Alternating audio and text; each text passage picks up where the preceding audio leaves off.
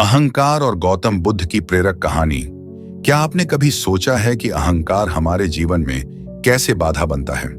अहंकार एक अदृश्य दीवार की तरह है जो न केवल हमें दूसरों से अलग करती है बल्कि हमारी खुशी और शांति को भी छीन लेती है।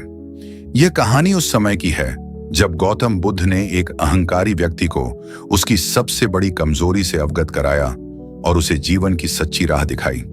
क्या होगा अगर आप अपने जीवन के सबसे बड़े बोझ को तुरंत त्याग सकें? इस कहानी के साथ जुड़िए और जानिए कैसे एक साधारण संवाद ने एक अहंकारी व्यक्ति की सोच और जीवन को बदल दिया।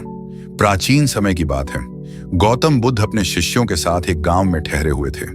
गांव के लोग बुद्ध के उपदेश सुनने के लिए बहुत उत्सुक थे। एक दिन गांव का एक धनी और अहंकारी व्यक्ति बुद्ध के पास आया। उसने बुद्ध से कहा, आपकी शिक्षाओं के बारे में मैंने बहुत सुना है, लेकिन मैं यह समझ नहीं पाता कि आप जैसा एक साधारण व्यक्ति मुझे क्या सिखा सकता है। मैं इस गांव का सबसे धनी और प्रभावशाली व्यक्ति हूं। मेरी संपत्ति और प्रतिष्ठा किसी से कम नहीं। बुद्ध मुस्कुराए और शांत स्वर में बोले, अच्छा, तो तुम्हें खुद पर बहुत गर्व है। धनी व्यक्ति ने सिर ऊंचा करते हुए कहा, हाँ, और क्यों ना हो। मैं जो कुछ भी चाहता हूं उसे पाने की क्षमता रखता हूं।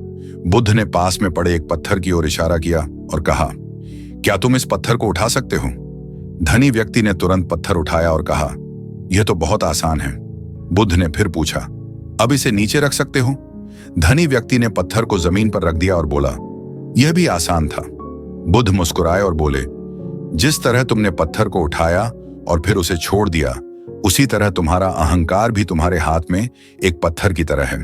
इसे पकड़ने का कोई महत्व नहीं और इसे छोड़ देना तुम्हारे जीवन को हल्का बना देगा। धनी व्यक्ति बुद्ध के शब्दों से प्रभावित हुआ। उसने महसूस किया कि उसका अहंकार उसे सच्ची खुशी और शांति से दूर कर रहा है। उसी क्षण उसने अपने अहंकार को त्यागने का संकल्प लिया और बुद्ध से शिक्षा ग्रहण की। धनी व्यक्ति ने अपने जीवन में बदलाव लाने की ठानी। उसने अपनी संपत्ति का एक बड़ा हिस्सा गांव के गरीबों और जरूरतमंदों में बांट दिया।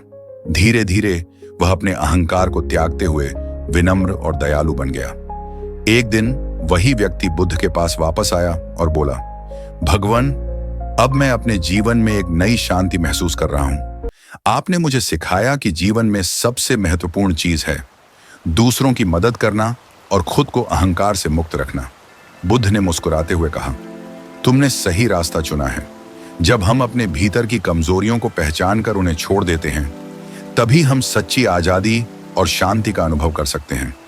उस दिन से गांव के लोग उस व्यक्ति को एक प्रेरणा के रूप में देखने लगे। उसने न केवल अपने जीवन को बदला बल्कि अपने कार्यों से दूसरों को भी सिखाया कि अहंकार का त्याग कैसे किया जा सकता है। गांव में बदलाव की लहर दौड़ गई। धनी व्यक्ति के कार्यों ने और भी लोगों को प्रेरित किया। उसने अपनी संपत्ति का उपयोग गांव में एक शिक्षालय और चिकित्सा केंद्र बनाने में किया। अब गांव के बच्चों को शिक्षा और बीमारों को इलाज मिलने लगा। बुद्ध ने एक बार फिर गांव का दौरा किया। इस बार गांव के लोग न केवल उनके उपदेश सुनने आए बल्कि अपने अनुभव साझा करने भी आए कि कैसे उनके जीवन में बदलाव आया। बुद्ध ने गांव के लोगों से कहा, सच्चा धर्म वह है जो लोगों के जीवन को बेहतर बनाता है। जब आप अहंकार को छोड़कर दूसरों के लिए जीना शुरू करते हैं तो आपका जीवन सार्थक हो जाता है। गांव के लोग बुद्ध के शब्दों से अत्यंत प्रेरित हुए। उन्होंने मिलकर यह संकल्प लिया कि वे हमेशा दूसरों की मदद करेंगे और अपने जीवन में विनम्रता और करुणा को बनाए रखेंगे। गांव में शांति और समृद्धि का माहौल स्थापित हो गया। एक दिन बुद्ध ने अपने शिष्यों के साथ गांव छोड़ने का निश्चय किया।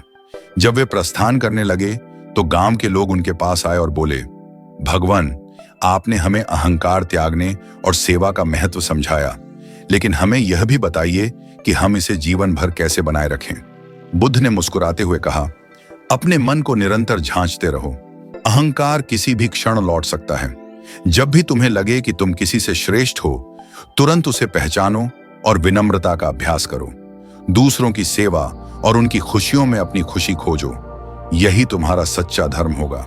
बुद्ध के यह शब्द गांव के लोगों के लिए जीवन का नया मंत्र बन गए। उन्होंने बुद्ध को विदा किया और उनके बताए मार्ग पर चलने का वचन दिया। गांव के लोग बुद्ध के बताए मार्ग पर चलने लगे। कुछ समय बाद उन्होंने आसपास के गांवों में भी अपनी सेवा भावना का विस्तार करने का निर्णय लिया।